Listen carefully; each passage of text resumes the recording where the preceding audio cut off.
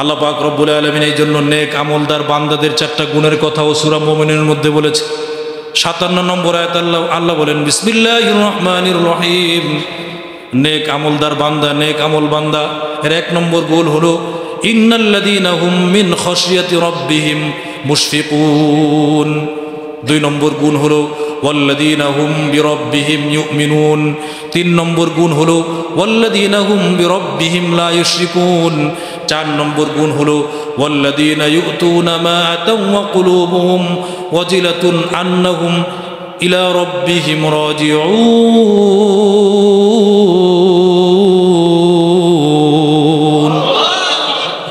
এই 4টা গুণ যদি কোনো নেক আমলদার বান্দার মধ্যে থাকে তাহলে তার ওই নেক আমলের মধ্যে কোনো দোষ ত্রুটি যুক্ত হবে না। 1 নম্বর গুণের কথা বললেন ইন্নাল্লাযীনা হুম মিন খাশিয়াতি রাব্বিহিম মুশফিকুন। কোন নেক আমলদার বান্দা যদি নেক আমল করার সময় আল্লাহর ভয় থাকে মিশ্রিত, নেক আমল করতেছে পাশাপাশি আল্লাহর ভয়টাও আছে। কোন ভয়? সে যখন নেক আমল করে তখন তার মনের মধ্যে এই ভয় যে আল্লাহ আমি যে নেক আমলটা করতেছি জানি না তোমার দরবারে কবুল হবে কিনা, আল্লাহ আমি যে নেক আমলটা করতেছি এটা মানুষ দেখানো হলো কিনা, এই ভয়। কথা বুঝাইতে পারতেছি? কোন ভয়? যে আল্লাহ আমি যে নামাজ পড়তে আসছি নামাজটা কবুল হবে কিনা, এই একটা মানে দ্বিধাদ্বন্দ্বের মধ্যে থাকা, ভয়ে থাকা। এবং আল্লাহ আমি যে ইবাদতটা করতেছি ইবাদতের মধ্যে মানুষ দেখানো লৌকিকতা আছে কিনা, এই ভয় থাকা। এই ভয় যে নেক আমল বান্দাদের মধ্যে থাকবে, নেক বান্দাদের মধ্যে থাকবে, আশা করা যায় তার নেক আমলটা সঠিকভাবে পিওরভাবে আরো সে আপনার আসমান উঠবে, আল্লাহর কাছে গিয়া পৌঁছবে। সুবহানাল্লাহ। কিন্তু আমাদের মধ্যে তো এই ভয় নাই। আমরা যখন নেক আমল করতে আসি কখনোই চিন্তা করি না যে আল্লাহ আমি যে জুমার নামাজ পড়তে আসলাম, এই যে নামাজ পড়ি, দান সৎকা করি, মসজিদ মাদ্রাসার সাথে আসি, এরপরে রোজা রাখি, হজ করি, জাকাত দিই, অর্থাৎ এক কথায় যত ভালো কাজ করি, আল্লাহ জানি না তুমি আমার এই আমলগুলো কবুল করবে কি। এই যে ভয় থাকা অন্তরে, কবুল হলো কি হলো না, এই ভয়টা থাকার নামই হচ্ছে তাকওয়া, এই ভয়টা থাকার নামই হচ্ছে ঈমান। আর এই ভয়টা যার মধ্যে থাকে তার আমলটাই আল্লাহর দরবারে কবুল হয়। সুবহানাল্লাহ। আমাদের কথা হইল নামাজের কেমন নামাজ পড়ি, নামাজ না পড়লে বউরা তো মায়ের খেতে হয়, নামাজ না পড়লে মাইয়া বিয়ে দিছি জামাই কি নাকি মনে করে, ঠিক না? ঠিক বিয়ে আবার কি নাকি মনে করে, বেনামাজির লোকে আত্মীয় করলাম নি, এরকম আছে না নাই? আপনাদেরকে আমি বলি না, আপনারা সকলে ভালো। আবার অনেকে চিন্তা করে বয়স হয়ে গেছে, দাড়ি টাড়ি পাইকে গেছে, আর নামাজ না পড়লে তো এলাকায় মাতবরি সর্দারি করতে পারবো না। তা নিয়ত কি আল্লাহর খুশি করা? কথা বলেন, কারে খুশি করা? মানুষের খুশি করা। আবার নামাজ খান না পড়লে তো রাস্তা দিয়ে বাড়িতে যাওয়ার সময় 10টা সালাম পাবো না। এরকম নিয়ত যদি থাকে সেই আমল কি আল্লাহর দরবারে কবুল হবে? আপনাদের মধ্যে নাই, আমি মনে করি আপনারা সকলেই ভালো। আলহামদুলিল্লাহ। অনেকের মধ্যে এটা আছে, চিন্তা করে মায়া বিয়ে দিয়েছে, এখন নামাজ না পড়লে কেমন দেখা যায়। আবার অনেকে কয় হুজুর দাড়ি রাখ মনে, মায়া বড় হয়েছে তো, মাত্র মেট্রিক পরীক্ষা দিয়েছে আর কি, ইন্টারমিডিয়েট দেখ, বিয়ে শাদী দেই, মেয়ে বিয়ে শাদী দেই, ছেলে বিয়ে শাদী করাই, তারপরে দাড়ি রাখি, এখন রাখলে বুড়া বুড়া দেখা যায়। কয় কিনা? মুসলমান, এই আমল নিয়ে আপনি কিয়ামতের ময়দানে এই নেক আমল নিয়ে পার পাবেন। আর কেমনি বুঝাইলে আপনারা বুঝবেন বলেন? প্রিয় মুসলমান ভাইরা আমার, আল্লাহ অন্য এক আয়াতে বলেন ইন্নাল্লাযীনা আমানু ওয়া আমিলুস সালিহাত সায়াজআলু লাহুমুর রহমানু উদ্দা।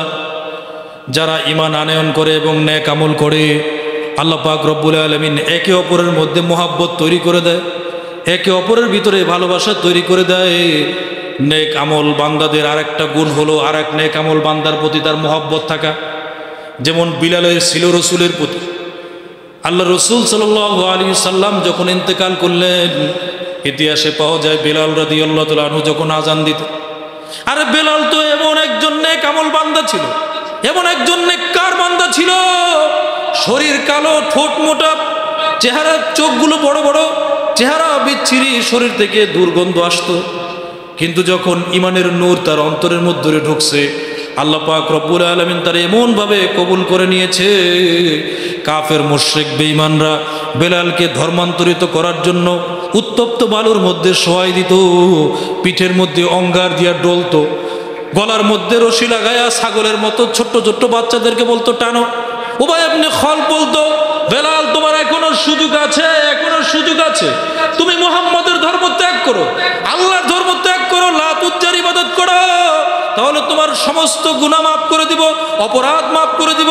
হযরত বেলাল বলে, আমার জবানে যতক্ষণ পর্যন্ত শক্তি আছে, আমার জিহ্বা যতদিন পর্যন্ত চলবে, আমার শরীরে যতক্ষণ পর্যন্ত জান আছে, ততক্ষণ পর্যন্ত আমি মুহাম্মদের ধর্মের উপর অটল থাকবো, আল্লাহর ধর্মের উপর অটল থাকবো। এই কথা বলে হযরত বিলাল রাদিয়াল্লাহু আনহু মুখ দিয়ে শুধু আহাদ আহাদ আহাদ, আল্লাহ আল্লাহ আল্লাহ এই শব্দটা বেশি উচ্চারণ করতো। সুবহানাল্লাহ, আল্লাহু আকবার। কেমন নেককার বান্দা তারা!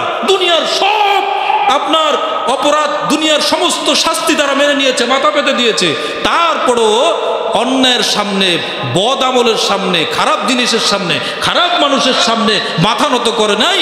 এটাই নেক বান্দাদের পরিচয়, এটাই ইমানদারদের পরিচয়, ঠিক কিনা কম? আর আমরা এখন মনে করেন যদি দেখি যে এখানে যদি আমি ইমানের কথা বলি, সঠিক কথাটা বলি, তাহলে আমার পদ পদবি থাকবে না, আমি বিতর্কিত হয়ে যাব। তাহলে আস্তে চুপ করে ইমানের কথা বাদ দিয়া অন্য কথা বল, আছে না নাই? উমাই ইবনে খালদ হযরত বেলালকে আপনার উত্তপ্ত বালের মধ্যে শোয়, গলার মধ্যে রশি লাগায় বাচ্চাদেরকে বলতো টান, টানতো, তারপরও তো তার মুখ থেকে কখনো আল্লাহর জিকির আর ইমান বন্ধ করতে পারে?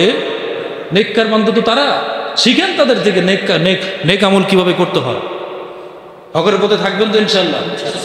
যত অন্যায় বাধা বিপত্তি আসুক, ইহুদি খ্রিস্টানদের চক্রান্ত আসুক, ইসলাম বিরোধী যত চক্রান্ত আসুক, ইসলাম থেকে সরিয়ে নেওয়ার জন্য যত রকমের বহিমুখী চক্রান্ত আমাদের সামনে আসুক, সমস্ত চক্রান্ত থেকে নিজের মাথাটা ফিরায়া একমাত্র আল্লাহর সামনে মাথা নত করবো। রাজি আছি তো ইনশাআল্লাহ? প্রিয় মুসলমান ভাইরা রে আমার, হযরত বেলাল তো এমন নেককার বান্দা ছিল, রসুলের প্রতি এমন মহাব্বত তার অন্তরে ঢুকছে। নেককার বান্দা একজন আর একজনকে চিনে, এই জন্য কথা আছে রতনে রতন চিনে, ঠিক না? ঠিক, রতনে রতন চিনে না, যে যেরকম ভাবে ওই রকম, আছে না নাই? ওই যে একটা গল্প শোনায়, রাত্র 1:30 বাজে, ওই পরে একজনে পুকুরের উপরে একজন, এই পরে একজন, এই পরে যায় হলো তাহাজ্জুদ গুজার, আর ওই পরে একজন চোর। বুঝেন নাই কথা? তাহাজ্জুদ গুজার চিন্তা করে রাত্র বাজে 1:30, এখন তাহাজ্জুদের সময়, আমি তাহাজ্জুদ নামাজ পড়ি, মনে হয় আমার মধ্যে তাহাজ্জুদ পড়তে। বুঝেন নাই কথা? আর চোরে মনে করে যে সারা রাত চুরি করে আমি যেমন হাত পা ধুইতে হয়েছে, এখন ঘরে গিয়ে ঘুমাবো বললো গে, তাই মনে আমার মতো চোর। যে যেমন ভাবে, ঠিক না? ঠিক।